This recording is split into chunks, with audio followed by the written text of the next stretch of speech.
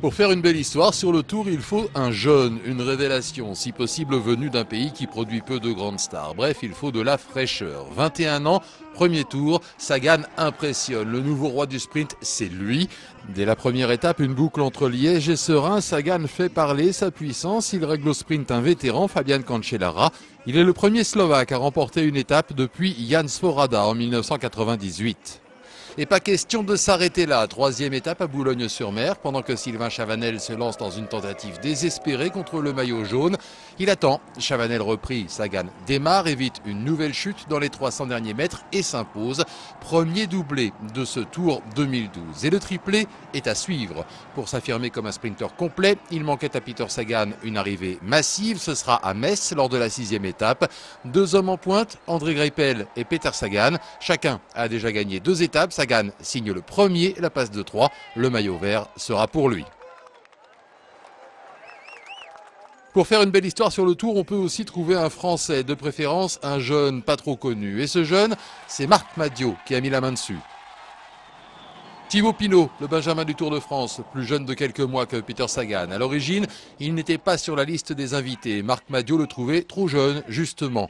La victoire de Pinot, c'est celle de toute une équipe et c'est celle de l'enfant du pays, ou presque. Il est natif de Melizet, en Haute-Saône. Et pourtant, c'est en Suisse qu'il va aller s'imposer à Port-Entruy, au terme d'une 8e étape nerveuse, agitée. Une belle étape. C'est lui qui aura les jambes pour partir seul et se lancer dans un contre-la-montre d'une dizaine de kilomètres. Un contre-la-montre victorieux. Le lendemain, sur le chrono, il n'aura plus de jambes. Il terminera à plus de 5 minutes. Pas grave. Lui aussi a écrit sa page dans la légende du Tour. Pour faire une belle histoire sur le Tour, trouvez 2 héros indispensables de ceux qui enflamment un pays.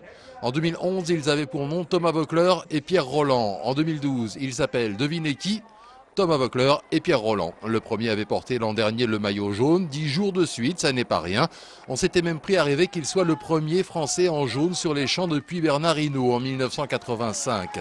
Cette année, pas de jaune pour le leader d'Europecar. On est même passé pas loin de ne pas le voir sur le Tour du tout. Un genou récalcitrant, une inscription au dernier moment et un début de Tour au fond du peloton.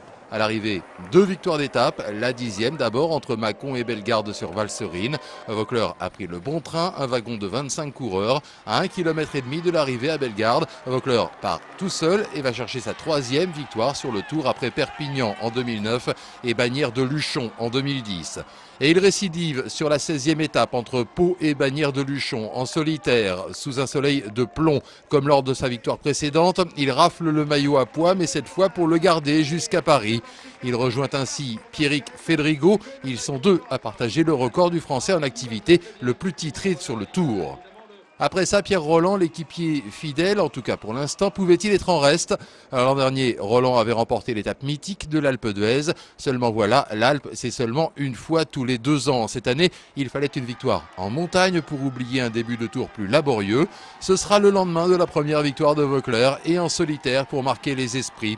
Une frayeur quand Rolland chute dans la descente du col du Mollard et une belle émotion quand il s'en va seul à 10 km de l'arrivée. Les Alpes, c'est chez moi, déclare Pierre Rolland. Réponse des montagnards, tu reviens quand tu veux. Pas de recette miracle pour faire une belle histoire sur le Tour, mais un repenti, un vieux de la vieille qui ressuscite du très fond de nos mémoires, ça marque forcément les esprits. David Millar, une carrière prometteuse débutée chez Cofidis en 1997, et puis la faute et les aveux. Le PO passe par là, Millar avoue, il purge une suspension de 2 ans et il revient lentement, patiemment. La récompense de cette rédemption, c'est cette étape d'Annonay, un vendredi 13, le porte-bonheur de l'Écossais. 9 ans après sa dernière victoire sur le Tour, Millar est de retour pour un chant du cygne, un baroud d'honneur. À 35 ans, c'est peut-être sa plus belle victoire.